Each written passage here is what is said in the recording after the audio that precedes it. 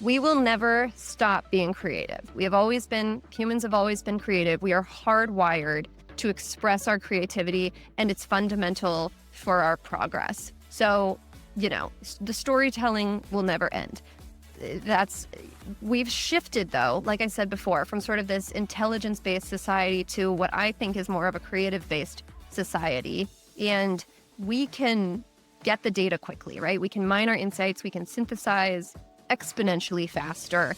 The only thing holding us back is that ability to generate ideas. And so I'm excited for the future in large part because this sort of catalyst opportunity that we have for creativity is incredible. And so many more people with amazing ideas will have the tools to bring those ideas to life. And it almost feels like we're in a new sort of renaissance, right, of potential new ideas. Hello, everybody, and welcome to this episode of Facing Disruption. Today, we have Eli Becker. She is a senior creative strategist at an agency called Teak. She works with tech and lifestyle brands and has a career in book publishing, branding, storytelling. Very exciting. And we're here today to talk about authenticity and AI and the role of storytelling in the new age of artificial intelligence. And this is really, we've been hearing about this for years. It's getting worse and worse, or better and better, depending on how you look at it. People are worried. So I am excited to have this conversation. And I hope that to our viewers, you walk away with some insights into how AI can help to 10x your ability as a storyteller, but then also not have the same level of fear and apprehension. But we're going to go through. I'm going to let Eli introduce herself more and tell us about her perspective. Thanks, AJ. Over to you. Thank you so much for having me. This is really exciting and something I love talking about. So I'm looking forward to diving in with you. Yeah, tell us a little more about your background and how AI is impacting it. Yeah, okay. So let's see. I started my career in publishing. I grew up in Des Moines, Iowa, and there was a magazine publisher based there. And I started working there when I was 17 and got really hooked on editorial and writing stories in magazines. And I pursued that through college and then eventually found my footing in book publishing. And I will say over the course of that decade plus that I was working in publishing, I tried every role. I worked in editorial, I did sales, I did advertising, I did marketing. And I feel like I really found my stride in the branding and marketing roles that I played. And it was really when I was a marketing manager for book authors where I got excited and learned how to not just spot a story that sells, but how to develop that story and speak to audiences and really connect with audiences on a deeper level.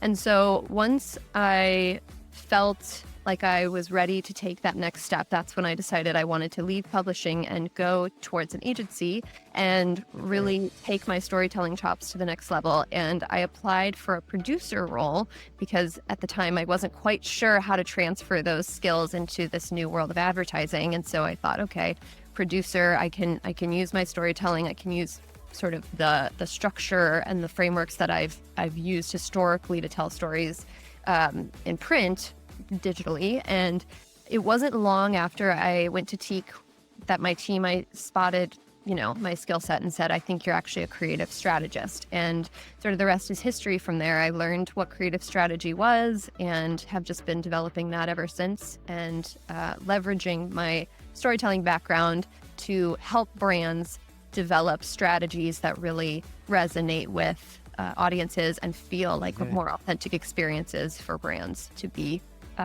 giving to their audiences. So that's sort of a little bit more about my background. I love that. And before we get into any of the AI stuff, why don't we talk about storytelling in general? Because this is such an important skill that doesn't come intuitively to many of us. It takes practice. And frankly, I think a lot of people might not even realize the importance of storytelling. So you mentioned good stories, bad stories. What's the difference there? What do you look for in a story?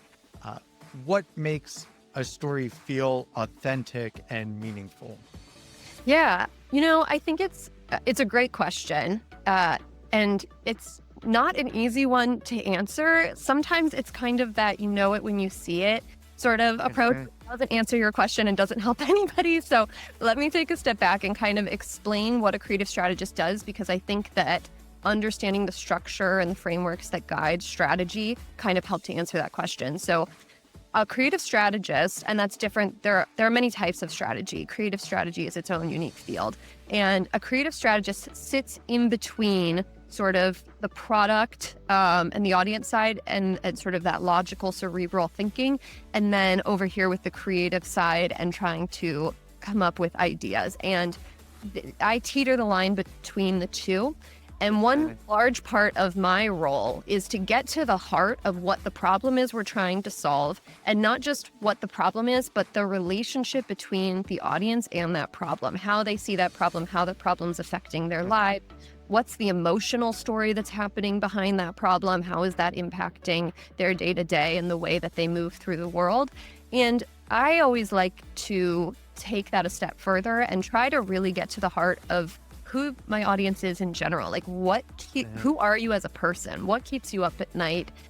What are all of the nuances and contradictions that make you, right? Because there's not sort of one clear-cut story. So I really dive into the qualitative side and like to understand who I'm talking to and what matters to them.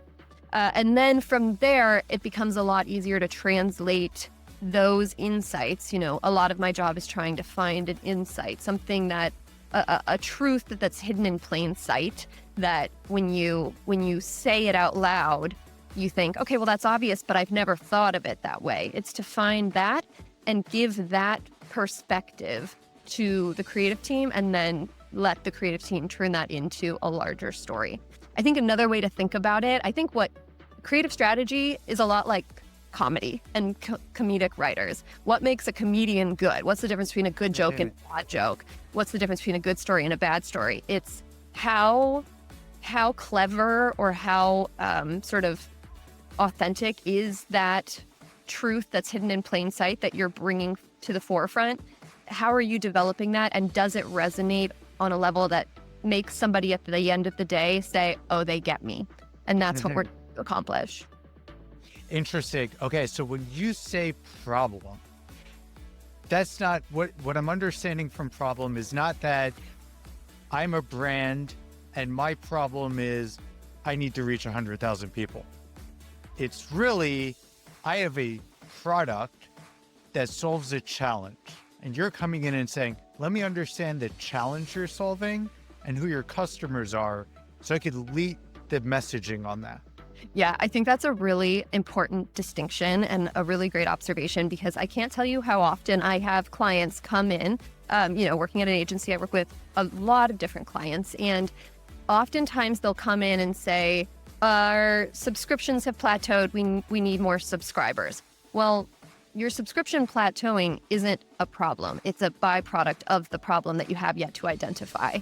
And so it's a matter of trying to say, okay, well, why is it plateauing? Are they looking elsewhere? Is there a better offer? Is the price too high? Are you trying to sell them on something that they don't actually want? And maybe if you tweaked it this way, they would pay more attention to you. So oftentimes the first step in my role is to get to the heart of the problem, but also to challenge the sort of assumptions that brands are coming in with and saying, oh, well, they don't want to subscribe to us because fill in the blank. And it's, okay, is that true? Let me go ask some questions and try to really understand if that's true. I really like that because as a creator, I face the same thing on growth, and it's probably because I don't invite people to like and subscribe in my videos, because I think that's a little bit tacky, but like and subscribe. But being able to collect that data, I mean, that's a whole other problem set, right? Why are we not growing? and they say, okay, we need the data. And the first part of the data is actually understanding who your customers are and what it is that you're solving for. We talk about that a lot, with Amazon's working backwards and customer obsession. And, as long as you have to know the problem, you have to solve the problem, and everything else comes after that. So, when we think about what you're doing, getting to the data, getting to interviews, this is preceding all of the work that you're doing, even writing the story. So now I would love to get into a little bit of, how have you been approaching that? And then how, with all of these AI tools that are coming out into the market, how is your role reshaping, right? What changed in your approach, access to new data? What's good? What's more? Yeah, that's a great question. And it's a really interesting time, in my field with creative strategy and how strategists are using AI, because AI is really optimal at identifying patterns at a high level, right? Like looking at aggregate data and being able to say, this is the historic pattern. And a lot of what I do is actually the opposite. I'm looking for the nuance. I'm looking for the tension points. I'm looking for the contradiction. I'm looking for that, again, that thing that's going to evoke some sort of emotional reaction out of you that makes you either think, oh, what? Or, oh, yeah, something like that. And so AI is a little too, the way that I'm using AI outside of creative strategy, like the answers that I'm getting, that there's nothing deeply emotional or nuanced about what the LLMs deliver. Now, having said that, I have been doing some research to try, I know that there are brands that are trying to solve that problem. It's at the early stages. There aren't a lot of options. A lot of strategists are kind of manually having to build their own structures. Like, for example, I use Notebook LM for my qualitative research. So I will do a bunch of interviews and put that in Notebook LM, which allows me to have my own data set and chat with my own data set without the interference of all of the aggregate data. And I'll sort of use it to pressure test what the things that I'm hearing, or frankly, just use it as an archive to go back and say, remind me what this quote was, because I really liked that one story that one person shared with me, and I interviewed 50 people. So that definitely helps me expedite, just my organization in that process. But there is a platform that I tried recently called Springboards AI, and it is a AI platform made by strategists, and they are trying to solve this problem of how they can leverage AI to find sort of the nuance and use the frameworks that exist within creative strategy to help expedite the process. I think it's the strongest one out there that I've tried, but it's, again, like it's a unique challenge because we're trying to do the opposite of what LLMs are built to do, which is identifying those nuances. So a lot of the way that I approach my work hasn't changed completely. I still go out on the street and I find people, I'll give you an example. I was working with a beer company and they wanted to launch a beverage, a THC beverage. And so I needed to talk to people who like to, drink their drinkables, so to speak. And I didn't know anybody like that. So I walked down the street to my local dispensary. I live in Berkeley. And I just talked to people who came out with beverages and said, tell me about yourself and what drew you to that beverage. And, what's your day look like? When are you going to drink it? What are you going to do before and after? And got to know those people. And that's still a really important piece of this process, because getting on the ground and understanding the human experience is a large part, and the cultural nuance behind that person's life is a large part of creative strategy. And I'm still not totally sold that AI is going to give me that full picture. Plus, the additional piece to this is being able to read between the lines, right? So when I go talk to those people and they're telling me about their lifestyle and when they're going to drink that beverage, there's a lot that they don't tell me that I can pick up on and then go ask, okay, well, you actually didn't say this. I'm curious why you didn't say that, or what have you. So AI is helping me with my organization. There are tools that are helping me pressure test some of my ideas. It's helping me kind of maybe ask questions that I wouldn't have thought to ask. but it's not I'm not using it to collect the raw data. Well, relying on, first party data and going out and talking directly to audiences to lead to my strategies. And I think that brings us to a topic that we talked about before, which is the human plus AI element. In a couple past conversations, I had spoken about and touched on this idea of AI is not being able to collect real world data, which is what you're talking about, right? And now, we have synthetic user research and is creating these kind of personas. But at the end of the day, you're absolutely correct in what you're saying is the nuance there. That what didn't they say? How did they say it? You actually have to talk to real people. Yeah. So, how are teams adjusting to that? Do you find that there's becoming an increasing reliance on AI to give the answers versus going out and having the human connection? And specifically, when you mentioned brands using AI to solve the challenges that traditionally you and your team solve, how are they navigating that? Is it worthwhile? Is the results even meaningful? Yeah. That's a really interesting question. And I can only speak to my experience. And because I work at an agency, I'm working with clients who are coming and asking people to go out. So I don't know how other clients are using AI to better understand their audiences. But I will say one thing sort of anecdotally that I just am always keeping my eye on the market and trying to see what kind of work is available. And I have seen an uptick in the number of job postings and recruiters who have reached out to me for creative strategy positions. And I think, one thing that we've talked about offline that I think is worth mentioning here is that I sense that a lot of branding is moving in-house. A lot of people are looking to have more of this strategy role, and that the role of the storyteller, the creative director, the strategist is becoming more and more important than it ever has been. I really do believe that we've kind of shifted from an era of intelligence-based to an era of creativity-based, because, information is at our fingertips. Really, our only limitation now is the creativity and being able to come up with the ideas or the questions. And so I think, and I see that role becoming far more important. And I think brands are responding to that. I'm seeing more job availabilities for those kinds of roles for people who are established and have sort of the muscle for creativity. People who are just entering into the field, that's a whole other conversation. And the jobs that are sort of that AI is taking over, we could talk about that. But I do think that there is a very strong appetite for strong storytellers in today's market.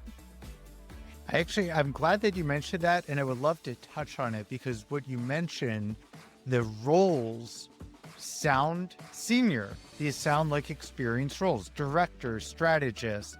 And then you mentioned that you're not seeing as many entry-level jobs. And one of the skills that I didn't hear you mention, but I assume comes along, is understanding how to leverage some of these AI tools. So I would love to hear your point of view on the impact on these entry-level jobs. Yeah. Well, again, I can't speak to it fully because I'm not looking for those jobs as much. But the people that I've spoken to at agencies, at in-house at brands, they are looking more for people who are established or like know how to use AI. And I do think that that's something worth saying. If you're somebody who's looking into the market and wants to get into the creative world, there is always going to be this tension, right, of creatives wanting to avoid using AI and stay with creative ideas and keep it human-centric in terms of generating the ideas. But you really have to be savvy and understand how to write your prompts and how to ask the kinds of questions that will get to answers that will help move the team forward. So I know it's hard out there right now, to be frank and to be honest. And I don't envy people who are just graduating and trying to get those entry-level positions. But I do think letting your creativity shine and showing and proving that you do know how to leverage tools like AI to better produce stories is only going to help. I think that that's going to be more and more important, and I would double down on that. Mm-hmm. And those are the hard skills that hard and soft skills that I keep coming back to in a lot of my thinking and a lot of my conversations. Being able to use an AI tool is table stakes. And when we talk about the skills gap in AI, 95% of the people are not going and building their own models and training their own. They're not doing that. They're using a ChatGPT, a Claude, something like it, a workflow creator. So it's hard for me to worry about the AI skills gap because it's so accessible.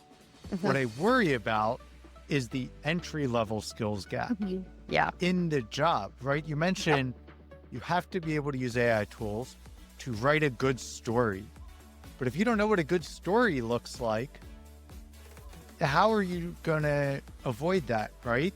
And I think this leads us to what we talked about earlier, which is we live in this post-authentic age where the amount of AI slop hitting the internet, hitting the public. I mean, at this point, you could tell exactly, okay, this is how AI writes it, right? There's 3 points, beginning, middle, outcome, M dashes on it. Like, if this, then that.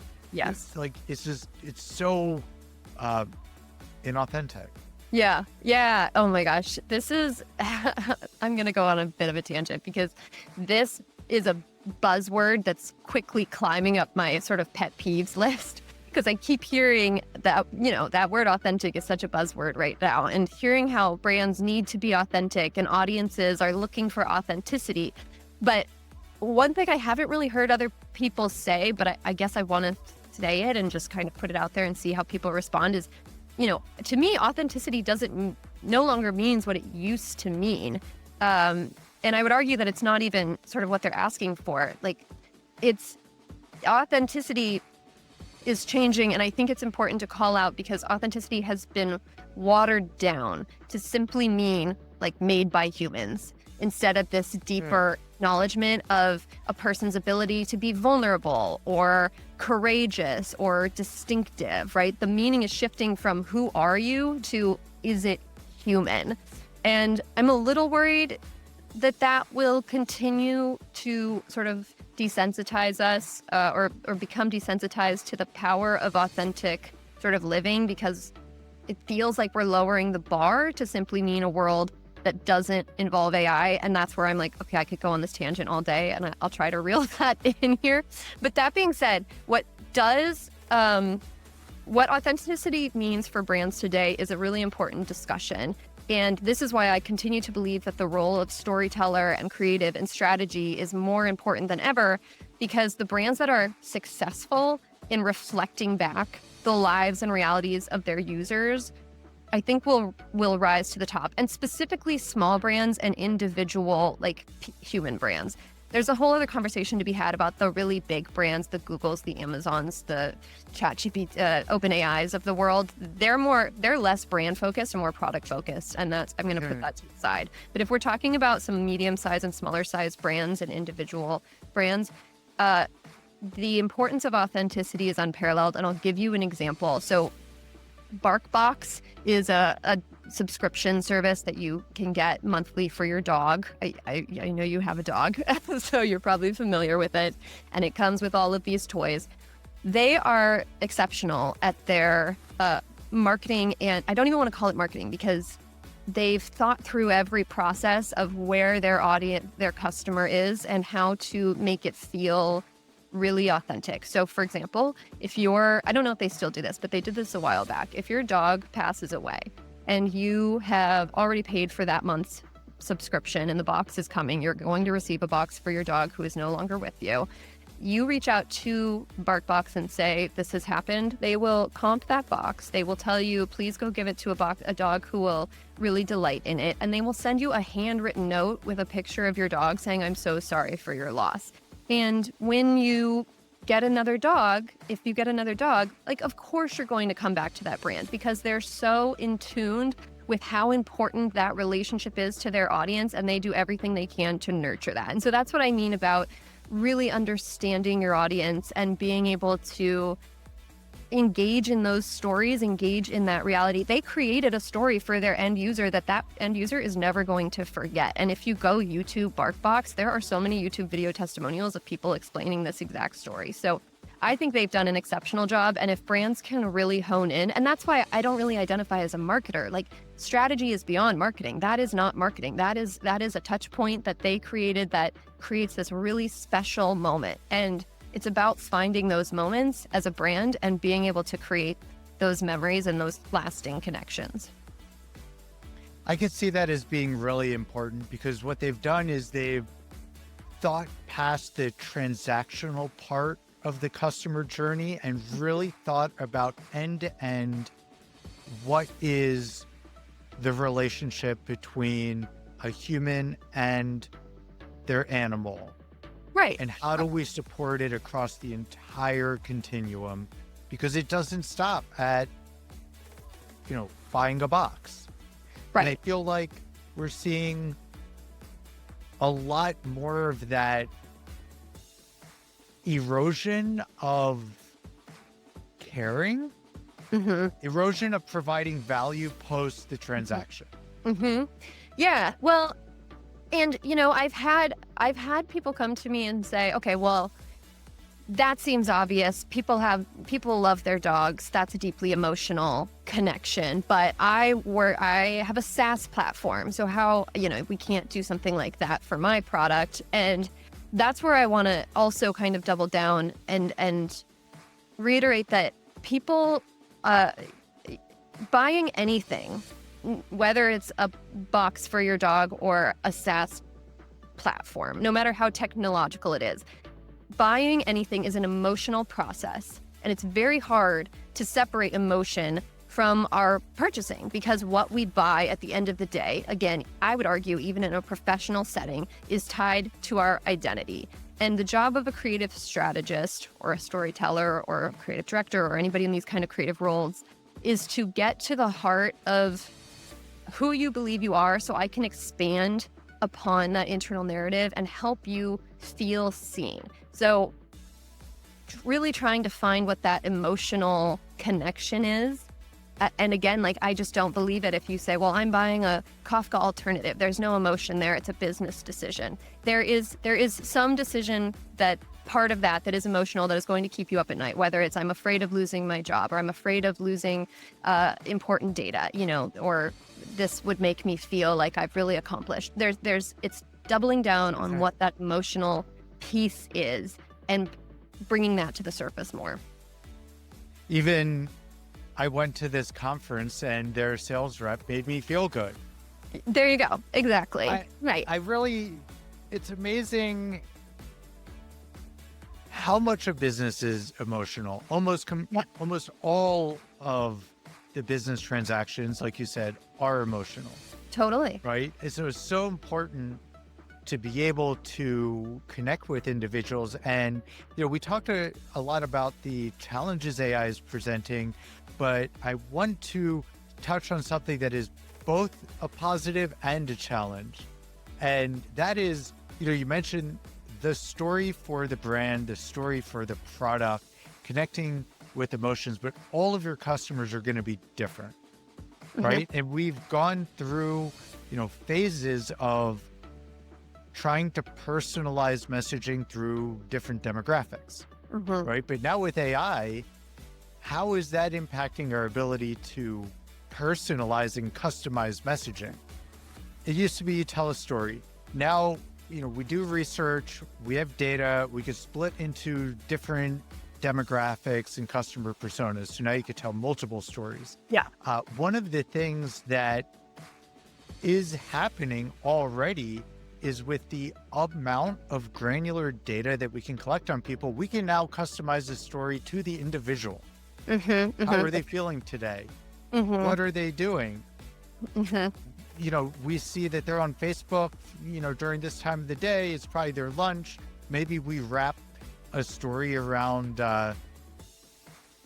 why you should eat a Snickers. Yeah, I think what you're getting at is really important too, because with the level of technology that we have today, you can hyper customize the buyer journey, right? And you can look at each of those touch points throughout a user journey and find ways to tell micro stories, right? And to like kind of, you can be playful. So if I think of all the times that you almost purchased something and then didn't fulfill that transaction, and then you get an email that says, did you forget something? You know, if like that's a moment where you can use all of this metadata to tell a better story, to customize and personalize the moment.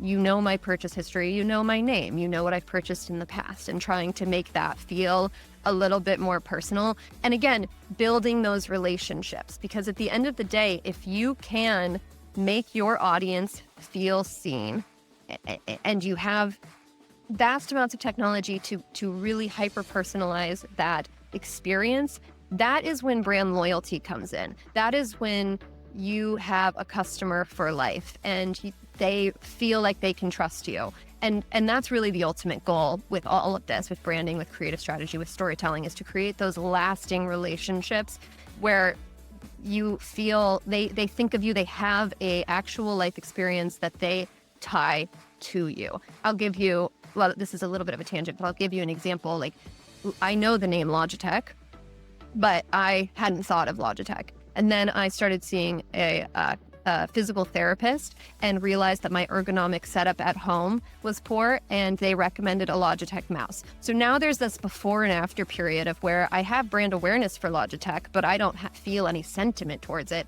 And now I have a Logitech mouse that I use, and it has helped with the ache that I had in my neck and shoulder. And so now I have this positive sentiment that I've tied towards it. And it's about creating those moments, not just awareness, but those micro moments where it's just going to continue to affirm the relationship between your end user and the brand. Very interesting. And that kind of latent draw to a brand, I hadn't thought of that too much. I think like many people will think that, hey, okay, the ad comes up, I'm going to ignore it, I'm not influenced by it.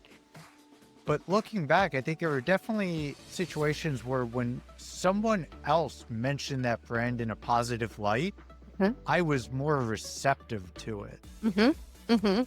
Yeah, that's so true. Really, it worked. It brand awareness over time got it, and the emotional connection didn't really come up until someone I trusted put that out there. So this is huge, and this is something that we talk about a lot internally, which is it's.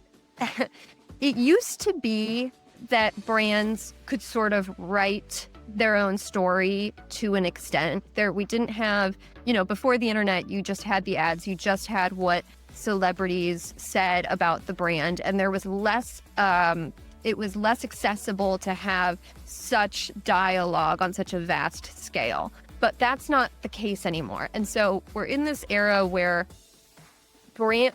your brand is what people say about you behind closed doors. You can try to influence the narrative as much as you want, and storytelling is very, very important. But what people say about you and how they experience your brand and the narratives that they share, so like the BarkBox example, that was from a video I saw on YouTube. I also saw a post from somebody I trust on LinkedIn talking about their experience. These are people within my network. I don't have a dog. I've never actually subscribed to BarkBox, so I wouldn't have known that, but I have a strong affinity for them now because I've heard these stories. So I think to that extent, and there's a whole other conversation to be had there for another day, what you're saying is so spot on and very important, that what people say about your brand is your brand. So that's also really important to just keep in mind, the conversations, because that is helping shape not just the brand awareness, but the sentimental attachment to your brand. Yeah, absolutely. So moving forward a little bit, What's next? How is this evolving? How is it impacting storytelling for you today? Yeah. And what are some of the predictions that you have on the future? Oh gosh. Okay.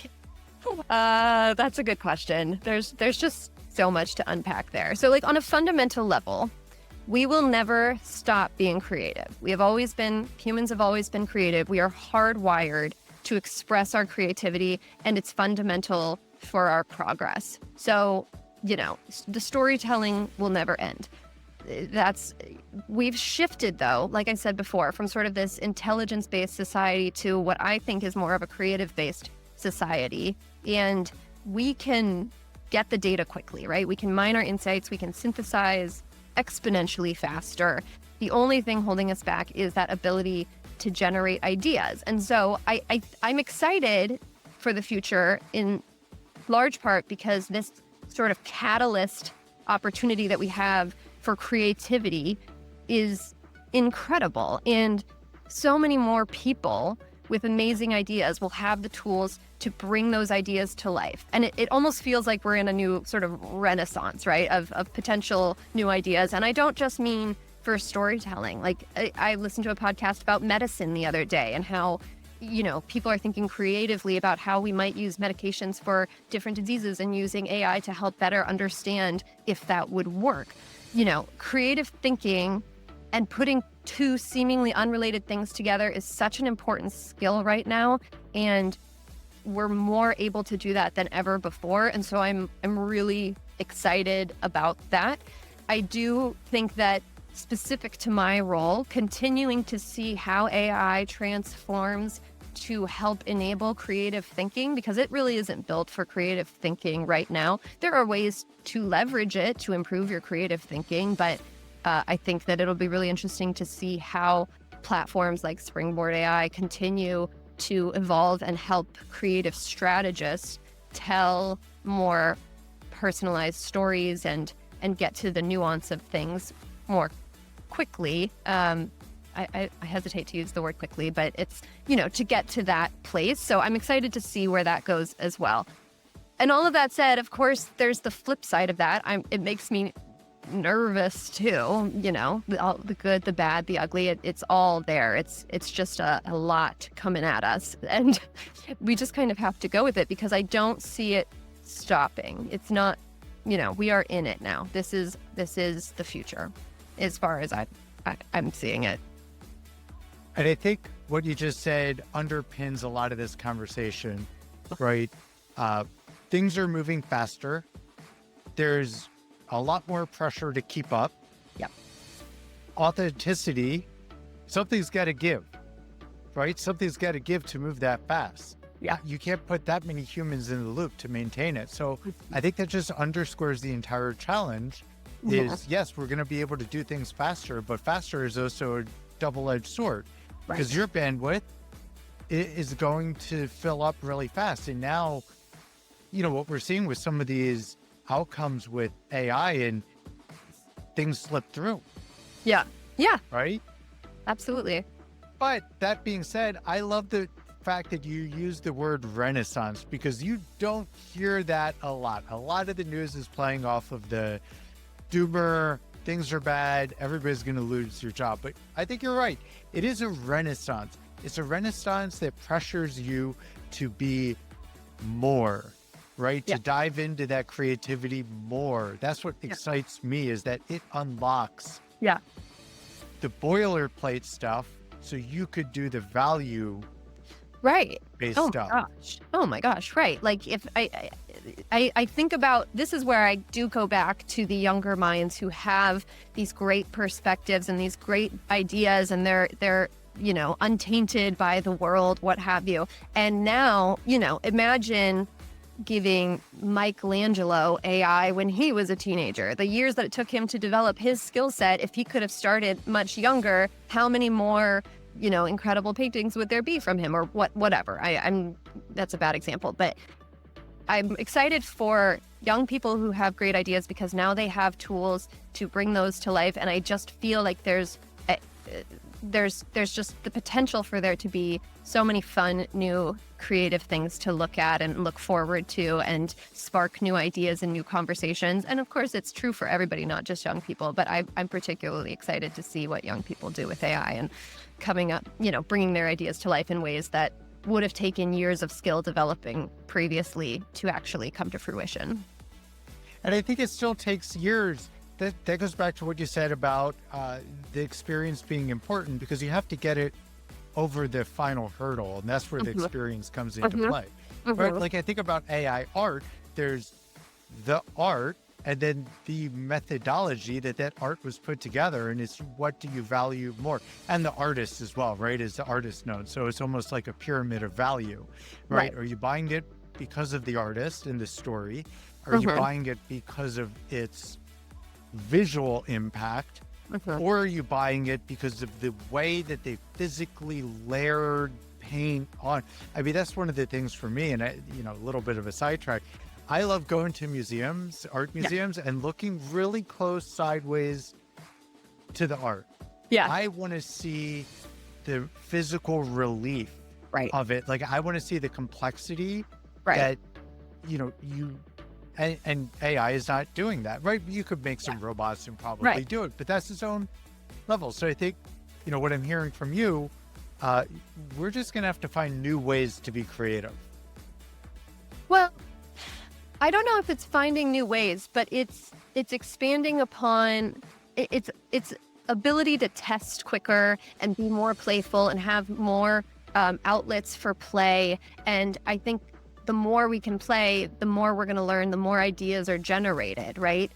And I like that. I do think it's important and worth saying that everything you're saying, like the time it takes to develop your skill, the practice, all of that is still always going to be important. It's not just like you can expedite your learning and be done, but there is more opportunity to explore and play. And that's true for brands as well. Like, be playful. Go try things for the sake of trying things, even if it never makes it, to the light of day, because that's where you're going to discover ideas that, you could never get to.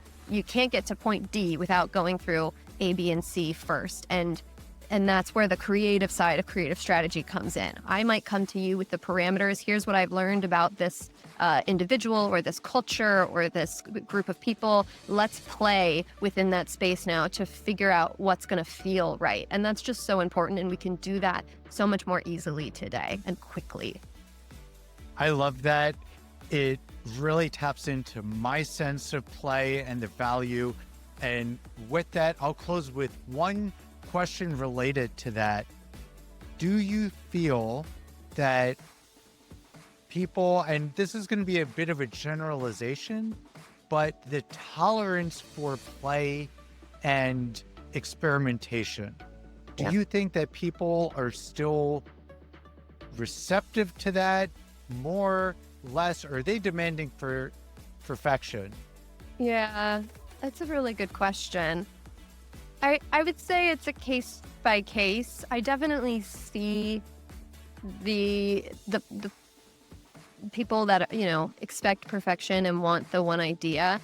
And that's fine. That's not new, right? That's always been around pre-AI. People, especially in business, when there's money on the line and you need to make decisions quickly and you kind of have to go with it. And we didn't talk about this as much. I think there's a whole conversation to be had around instincts and developing sort of instincts and intuition over time of having that practice and that experience.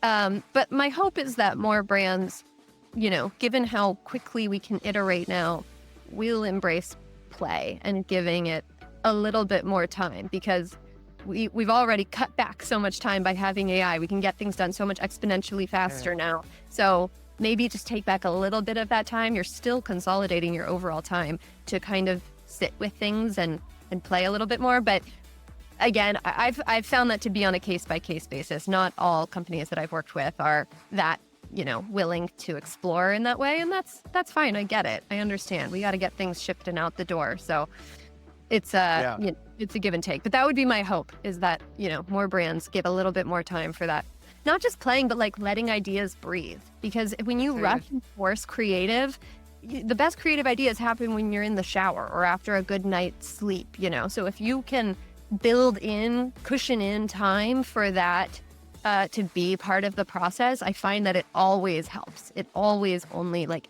creates better outputs. I love that. With that, thank you so much. I know this conversation has been a long time coming. I hope that people feel inspired for it, feel a sense of play, don't feel as much that they're going to be pushed out, but this is a new evolution of creativity and experimentation. So thank you again for joining me. To the listeners, thank you very much. I hope that you found this valuable. Continue the conversation in the comments, like and subscribe. Remember to ask this time, and we'll see you on the next one. Thanks, guys. Thanks, AJ.